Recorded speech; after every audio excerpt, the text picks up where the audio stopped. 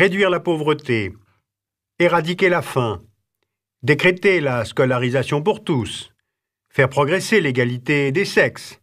Voilà qui semble évidemment souhaitable. Mais est-ce que ce ne serait pas un petit peu utopique? Pourtant, en septembre 2000, l'ONU est parvenue à réunir 150 chefs d'État et de gouvernement pour une mobilisation générale en ce début de millénaire pour définir ce que l'on a nommé les objectifs du millénaire pour le développement, qui doivent être atteints en 2015. Donc, quels sont ces objectifs et quel bilan d'étape à 6 ans de l'échéance? Les chefs d'État se sont engagés à agir sur 8 objectifs. La pauvreté et la faim dans le monde, l'éducation, l'égalité des sexes, la mortalité des enfants et la santé maternelle, contre le sida et le paludisme, pour un environnement durable, et enfin la mise en place d'un partenariat mondial pour le développement.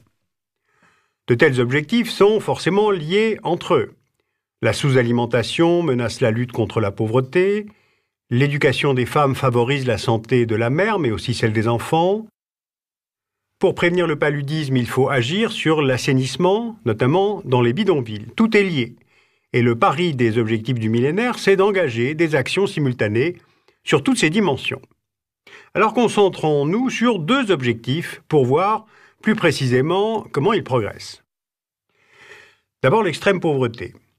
Être pauvre, cela veut dire vivre avec moins de 1,25 $ par jour en parité de pouvoir d'achat. Et le tout premier de ces objectifs, c'est de diviser par 2, d'ici 2015, le nombre de personnes vivant dans le monde sous ce seuil. Et en 15 ans, entre 1990 et 2005, on est passé de 1,8 milliard à 1,4 milliard de personnes vivant sous ce seuil de pauvreté. Donc c'est déjà un succès. Cet objectif numéro 1 pouvait sembler à portée de main, en tout cas avant la crise économique actuelle.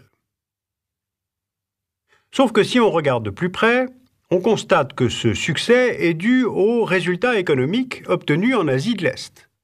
Rien qu'en Chine, le taux de pauvreté de la population chinoise est passé de 60% en 1990 à 16% en 2005. Et comme ce pays représente à lui seul plus de 30% de la population mondiale, la croissance chinoise a permis à plus de 400 millions de personnes de sortir de l'extrême pauvreté. Et maintenant, si on met de côté les données observées en Asie de l'Est, le nombre de personnes pauvres a en fait augmenté dans le monde. En Afrique subsaharienne, entre 1990 et 2005, la population vivant sous le seuil de pauvreté s'est maintenue autour de 50%, mais avec la progression démographique, près de 100 millions de personnes supplémentaires se retrouvent sous le seuil de pauvreté. Concernant l'Afrique, essayons d'être plus précis en construisant une carte des taux de croissance annuels des pays africains entre 2000 et 2006. On a des pays qui ont connu des taux de croissance de plus de 7%, comme l'Angola, la Guinée équatoriale, le Tchad, du fait de la hausse des prix du pétrole. Et 7%, c'est le seuil à partir duquel la croissance permet de diviser par 2 la proportion de personnes pauvres. Ensuite, on a plusieurs pays avec une croissance au-dessus de 5%, comme le Rwanda, l'Ouganda, le Burkina Faso, le Ghana.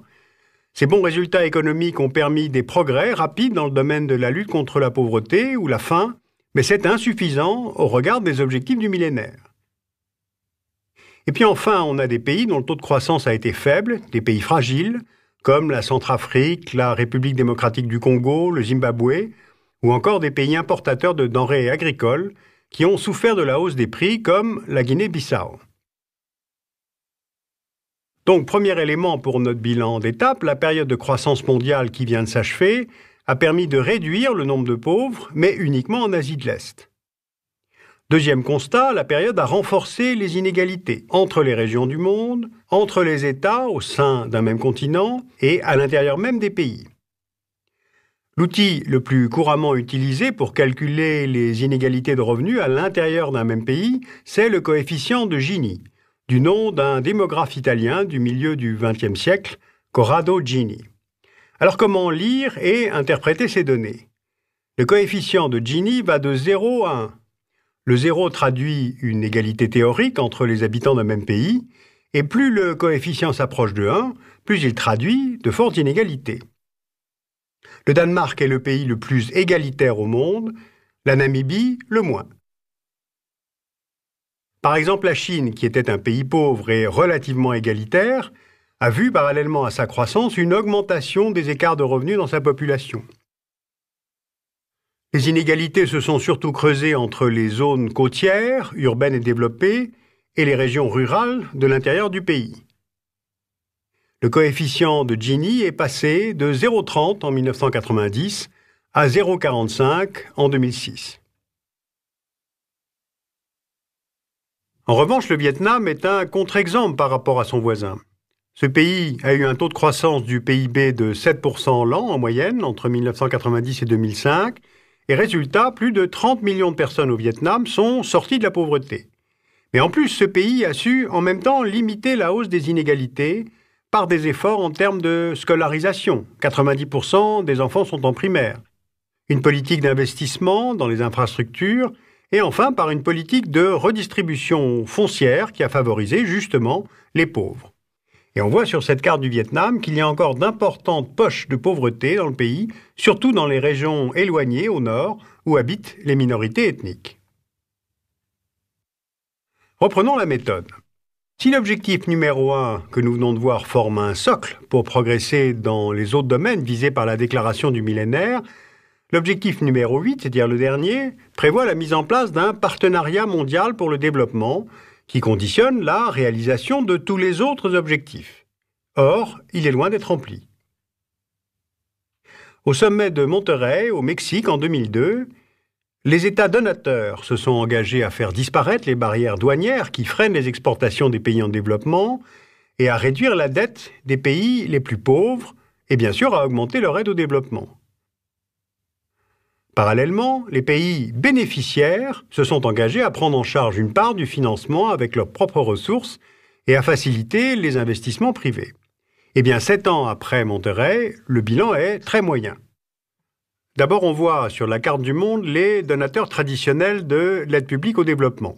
Ce sont les 22 membres du Comité d'aide au développement de l'OCDE. Ils ont à plusieurs reprises répété leur engagement d'allouer 0,70% de leur PIB à cette aide au développement. Or, on constate que seulement 5 pays de l'OCDE sur 22 ont atteint et dépassé cet objectif de 0,70%. Ce sont les Pays-Bas, le Danemark, la Norvège, le Luxembourg et la Suède. En moyenne, l'aide publique pour les pays membres du Comité au développement représente 0,32% du revenu national brut. On a même 2 pays, les États-Unis et le Japon, qui sont en 2008 sous les 0,20% de leur PIB. Ensuite, il faut savoir que la répartition des fonds de l'aide publique au développement ne suit pas nécessairement les priorités des objectifs du millénaire. Par exemple, on note qu'en 2006, les principaux pays bénéficiaires ont été le Nigeria, par une réduction de dette, alors qu'il est le premier producteur d'hydrocarbures de tout le continent africain.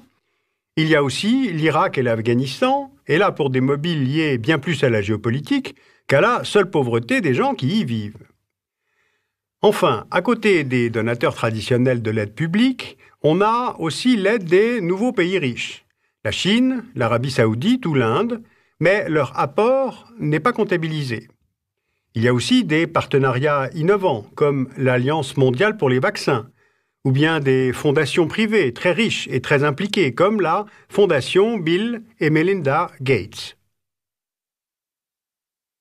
Ces innovations offrent évidemment de nouvelles formes de financement, mais elles ne s'inscrivent pas dans une démarche coordonnée. Et si les pays bénéficiaires ne font pas eux-mêmes d'efforts politiques et budgétaires, ils ne contribuent pas eux-mêmes aux objectifs du millénaire. Et puis tout est relatif. Par exemple, en 2006, le volume global de l'aide au développement représentait moins de 30% des subventions aux agricultures des pays de l'OCDE. En résumé, ces objectifs du millénaire sont loin d'être atteints à 6 ans de l'échéance. Et encore, les statistiques que nous avons utilisées s'appuient sur des données précédant la crise que nous traversons. Mais attention, pas question de céder au découragement pour autant. Car l'aide au développement n'est pas, loin de là, la seule recette pour le développement. Il y a les bons résultats rencontrés en matière d'éducation, de traitement contre le sida ou de vaccination qui sont liés au succès des économies brésiliennes, chinoises, vietnamienne ou indienne ou encore certains États africains. Et puis il y a aussi une part de militantisme. Ce n'est pas seulement le rôle des États, mais aussi celui des églises, des associations, donc notre propre rôle. Car si en 2015 la plupart de ces objectifs ne sont pas atteints, que va-t-on faire? Et d'ailleurs, que va-t-on dire?